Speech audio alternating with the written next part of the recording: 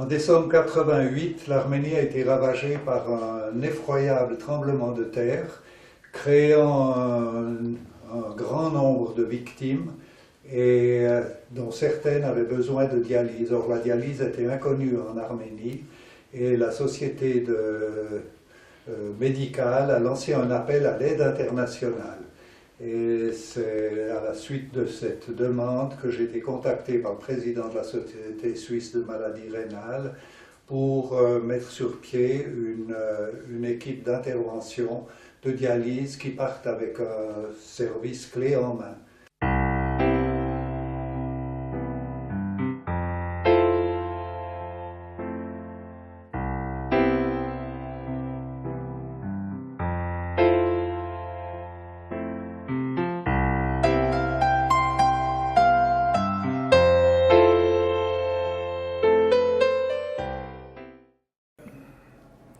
C'était juste un matin, je faisais les consultations, les patients à l'hôpital pédiatrique numéro 3 et j'ai senti qu'il y a un tremblement de terre.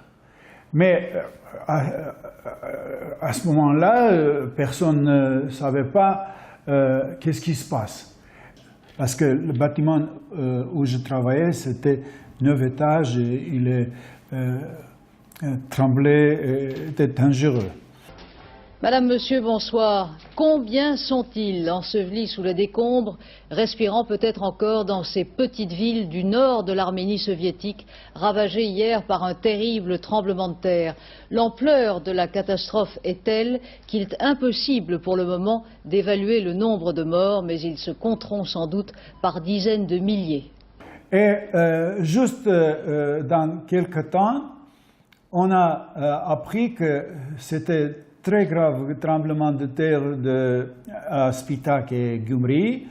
Et juste ce moment, on a fait une réunion avec les chirurgiens, les orthopèdes, et les réanimatologues, les médecins de soins intensifs, des anesthésistes, les choses. Et on a pris décision d'organiser 3 groupes. Mais le ministère de la Santé m'a demandé de ne pas partir Gyumri parce qu'il n'y a pas aucune possibilité là d'aider dans l'hôpital. Et on a demandé de partir à Maralik, où il y a un petit hôpital, c'est avant de Gyumri.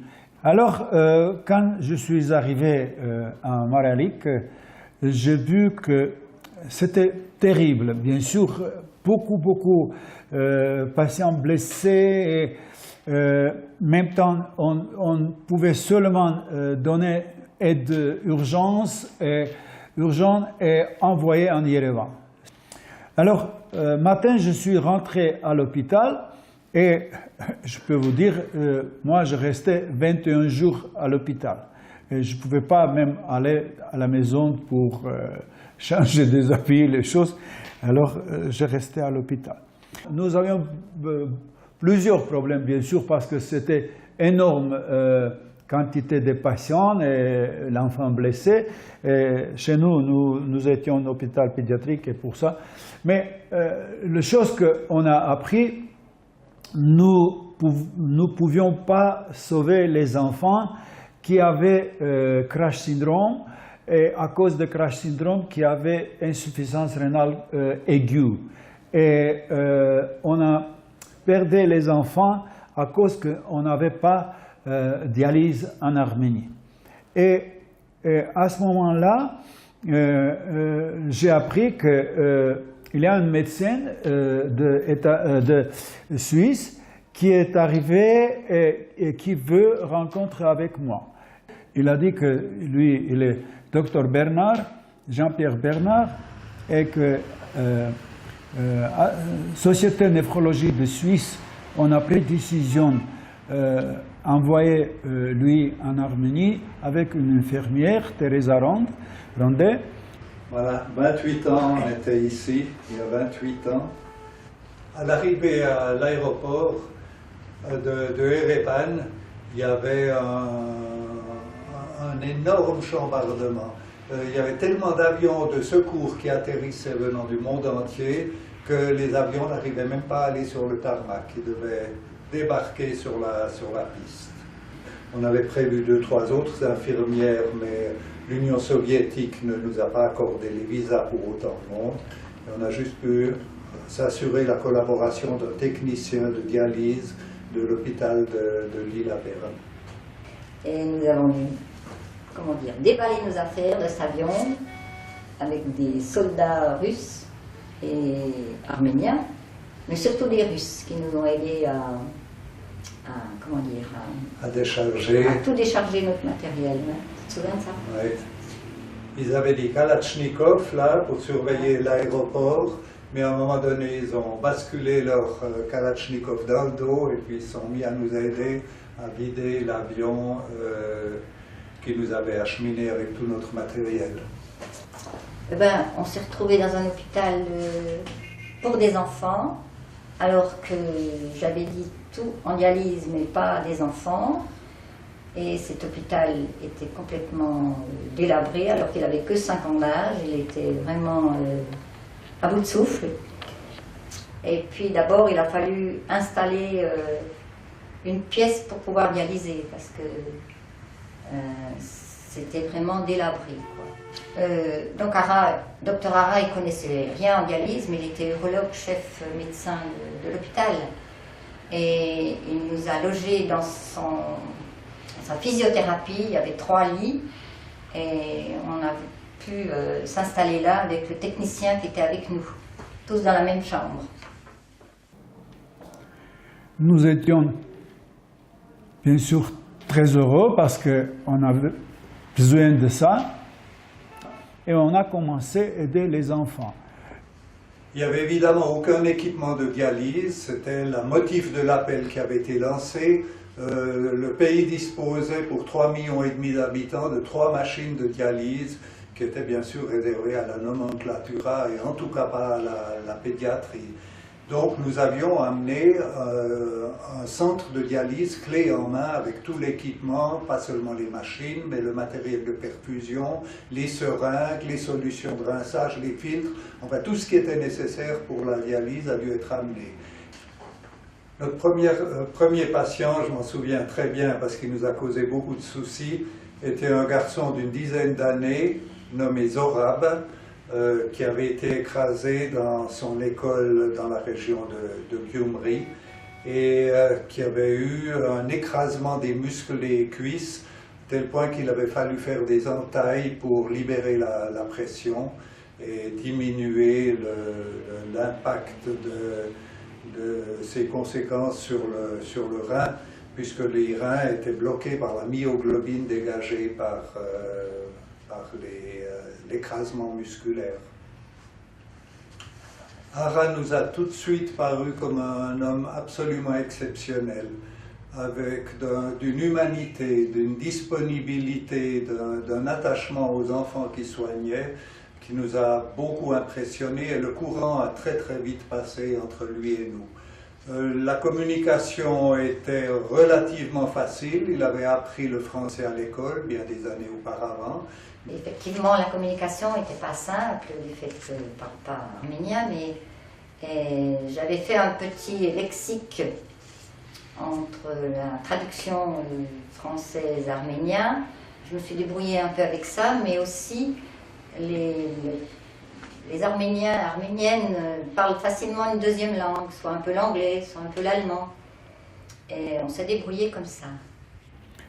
On a compris que, oui, on a aidé les enfants avec problèmes aigus, mais en général, restait le problème pour les enfants avec insuffisance rénale chronique. Et à cause de ça, on a pris décision avec Jean-Pierre et après Ernest qu'il faut créer un programme de développement néphrologie et dialyse. Mais après, on a travaillé avec la Suisse et la Belgique, on a pris décision d'ajouter transplantation rénale aussi. Et à cause de ça, nous sommes partis en Europe, en Belgique et en Suisse. Et on a envoyé les médecins et les infirmières pour apprendre la technique de dialyse, transplantation rénale, néphrologie, biopsie. Et on a commencé jumelage entre les hôpitaux, l'hôpital de Porrentruy, l'hôpital de Zurich, hôpital université de Zurich et l'hôpital d'Antwerpen, Anvers, en Belgique. Et voilà, cette collaboration triangulaire, on a commencé juste en 88, ça veut dire les choses urgentes, mais on continue jusqu'à maintenant, c'est environ 28 ans.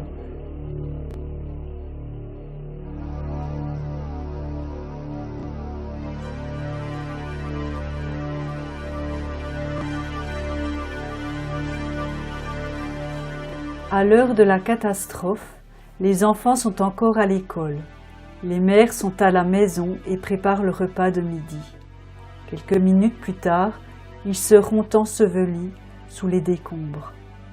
Les villes de Leninakan, Gyumri, Kirovakan, Vanadzor et Spitak sont presque entièrement détruites. Les zones touchées sont très étendues et la densité de population y est très élevée. Ce tremblement de terre est le plus meurtrier du siècle.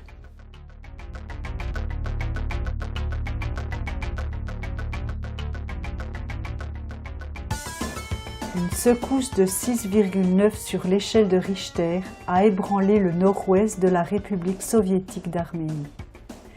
4 minutes plus tard, un second séisme de 5,8 est ressenti. En 8 secondes, la Terre s'ouvre sur une longueur de 20 km. Le bilan est épouvantable, entre 25 et 30 000 morts. Certaines estimations avancent 100 000 victimes. Près de 50 000 blessés et handicapés à vie, plus de 530 000 sans-abri.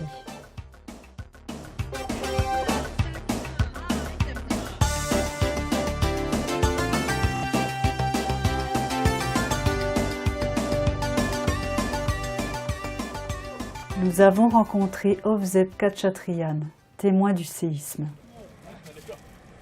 Et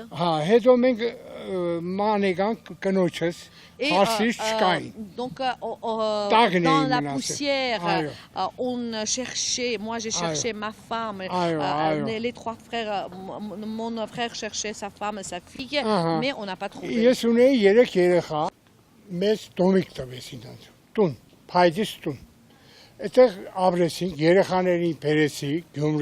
C'était un champ désertique et sur le champ désertique, les Russes ils ont commencé à construire des maisons. Et après le tremblement de terre, 2-3 ans après, c'est l'État qui a donné un appartement 3 pièces à Hovsep et à ses 3 enfants. Maintenant, il habite avec son 3e fils et sa retraite c'est 40 000 drams. Հիմա ես փոքր տղայիս եմ ապրում, աղջկաս էլ ամուսնացրել են, հիմա թոշակարու եմ, ստանում եմ 40,000 դրամ թոշակ. Gyumri est la capitale et la principale ville de Mars de Chirac, au nord-ouest de l'Arménie. Avec ses 150 000 habitants, elle est la 2e ville de l'Arménie après la capitale Erevan. En 2016 encore, des ruines jonchent le centre-ville et l'on estime que 1500 familles n'ont pas trouvé de toit digne de ce nom. Les jeunes étant partis chercher du travail en Russie, la ville a surtout gardé des femmes seules, des enfants et des personnes âgées. La mise à disposition de nouveaux logements laisse encore sur les listes d'attente plusieurs familles qui devraient à leur tour être logées. Sur la place, la statue du chanteur français Charles Aznavour, originaire d'Arménie. Son implication dans la reconstruction de la ville lui a valu cet honneur.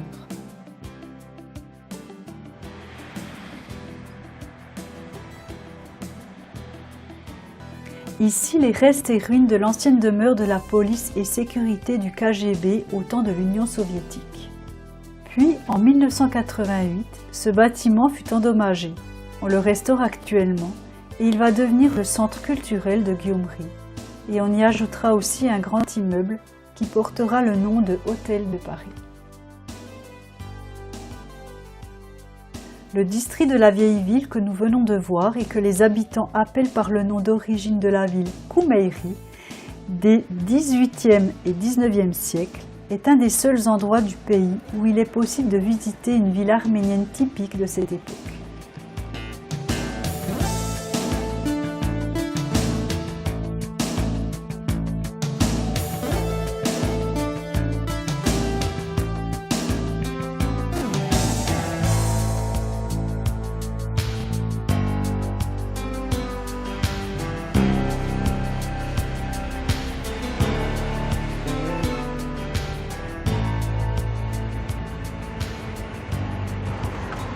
Il s'appelle Haik. Le moment du tremblement de terre, il avait 14 ans. Il est sorti de l'école et que ça a commencé à secouer la terre et qu'il a tourné, qu'il a senti que ça tremble, les genoux tremblent, les pieds tremblent. Et une minute après, quand il a tourné sa tête, il a vu que son école, elle est détruite et elle est devenue toute en poussière, complètement poussiéreux. Et puis, il a vu comment, devant ses yeux, tous les immeubles, tous les bâtiments sont effondrés l'un après l'autre. Lui, il a perdu ses oncles, ses tantes, les enfants, les cousins. C'est pour cela que la ville, maintenant, on a l'impression que c'est dispersé. Mais à l'époque, c'était une ville plus petite. Le reste, vous voyez. On vient maintenant à le centre, la place principale de Spitak. On avait construit une nouvelle place. Vous voyez, on voit en face les rayons du soleil, on voit Sainte Mère de Dieu. Il s'appelle Mardoun. Քանի տարեկան եք երկրաշարժի ժամանակ?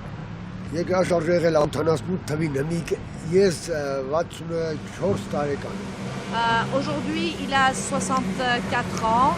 Այսինքն երկրաշարժի ժամանակ դուք 36 տարեկան եք. À l'époque du séisme, il avait 36 ans.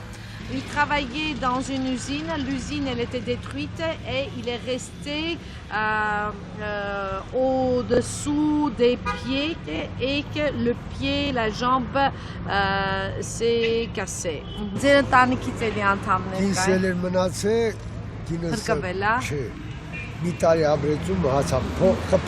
Ma femme aussi qui était sous des panels, sous des pierres, un an après le tremblement de terre, parce que c'était la tête était endommagée complètement. C'est pour cela, un an après le séisme, elle était morte. Il s'appelle Edouard, Edik. Sa femme, elle travaillait dans le tribunal et elle était enceinte quand elle est morte pendant le séisme. Un de mes enfants était à la maison et ma femme, elle était enceinte. Donc j'ai perdu ma femme avec l'enfant et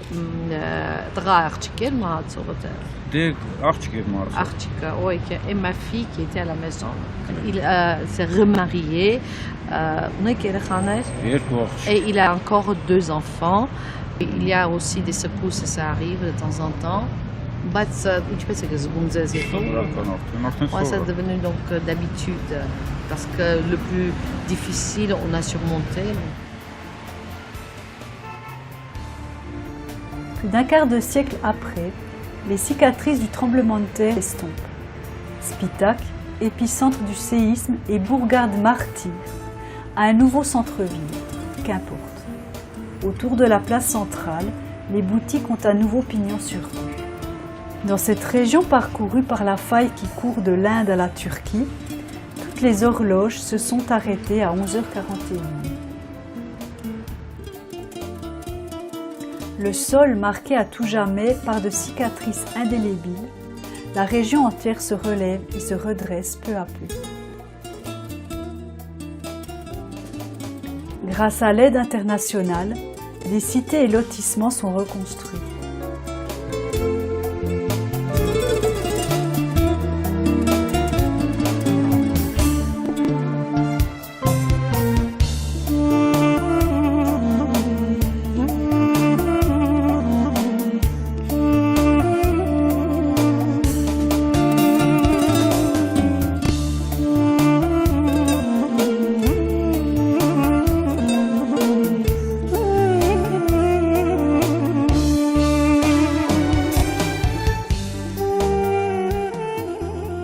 Le dispensaire de la Croix-Rouge et la maison de Sœur Teresa, située à l'entrée principale de Spitak, sont ancrés là depuis et ont pour fonction l'aide médicale, mais surtout psychologique, la reconstruction morale et l'insertion dans la société des orphelins de cette catastrophe. La Suisse, à travers ses associations caritatives, a su aussi apporter sa part à la reconstruction et un secteur aujourd'hui porte son nom, Zone Suisse. Bien sûr, l'Arménie, d'un peu plus de 3 millions d'âmes, n'attend pas que l'aide internationale les bras croisés. 14 programmes de réforme sont exécutés pour moderniser les services de l'État appelés à intervenir en cas de malheur. Et tout est passé au peigne fin. Car si le séisme fait figure d'épouvantail numéro 1, ce pays n'est pas à l'abri d'autres risques technologiques, naturels, industriels, voire le réveil du conflit armé avec l'Azerbaïdjan. Et voilà. Oui, voilà le début de l'histoire. Hein. On n'aurait pas imaginé de se retrouver 28 ans après avec un hôpital tout à fait performant qui n'a rien à envier aux hôpitaux occidentaux. Il faut dire que c'est une exception hein, en Arménie aussi. Et puis c'est devenu quelque chose d'assez impressionnant. Oui, fantastique.